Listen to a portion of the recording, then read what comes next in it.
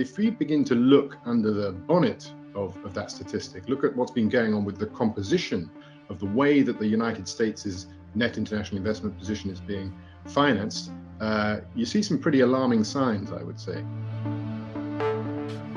Welcome back to Breakout with Breakingviews, brought to you by PGIM. I'm Peter Thal Larsen, the global editor of Reuters Breakingviews, and I'm joined this week once again from his study in South London by Felix Martin. Hello, Felix. Welcome back. Hello, Peter. So, Felix, you've been writing for us this week about the US and the dollar and sort of the contrast between the geopolitical tensions we see between the US and China and elsewhere, and the US the US preeminent position still as the destination for global capital. Just unpack that a little bit for us. That's right. The starting point for my column this week is exactly that. It's a tension under the surface between the fact that we quite obviously now live in a multipolar world. This has been developing over the last few years. So gone are the days of even 10 years ago, let alone 20 years ago, when the US was the world policeman and the undisputed global hegemon and the only superpower. Just this week, there was a very important and much awaited summit between President Xi of China and President Biden of the US. And that sort of sums up the new world. It's a new Cold War, some people call it, but it's a much more multipolar world than it once was. So that's on the geopolitical side. And then on the financial side, however, we find that this sort of unipolar moment is stronger than ever. The US dollar is obviously the world's de facto reserve currency. We always talk about competitors, but there aren't any realistic competitors. And most importantly, the US, in a world of huge global financial imbalances, is by far and away the largest net debtor. It's the sponge which soaks up all of the world's savings.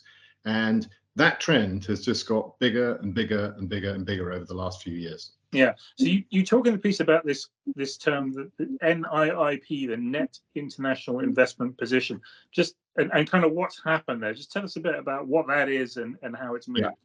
That's a very, very important and fundamental statistic metric in international macro. And the net international investment position for a country just sums up, on the one hand, on the asset side, all of the foreign investments in equity and foreign lending that investors in a country have. And then you subtract from that, likewise, all the investments that foreigners have in that country, could be equity and could be debt. And you get either a positive position, so you get the biggest net creditors in the world. These are, the famous developed market ones, places like Japan, Germany, and so on.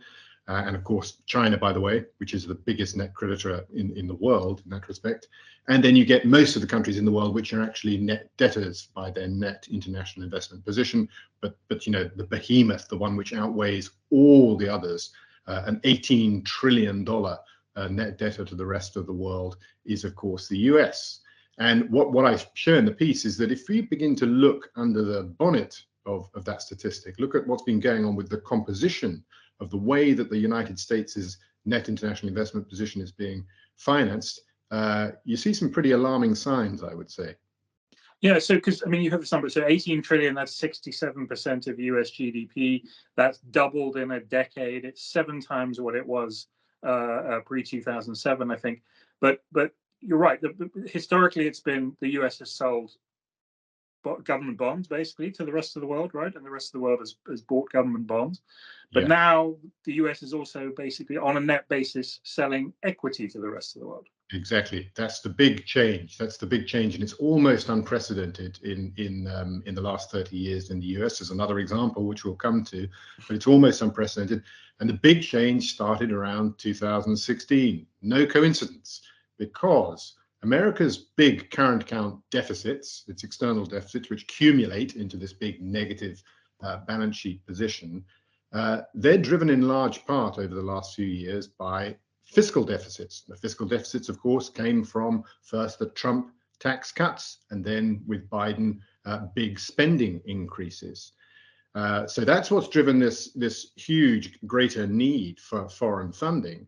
But the other interesting thing is, of course, that those tax cuts and those spending increases, that increasing fiscal deficit, it's done absolute wonders for US equity market returns, the return on equity.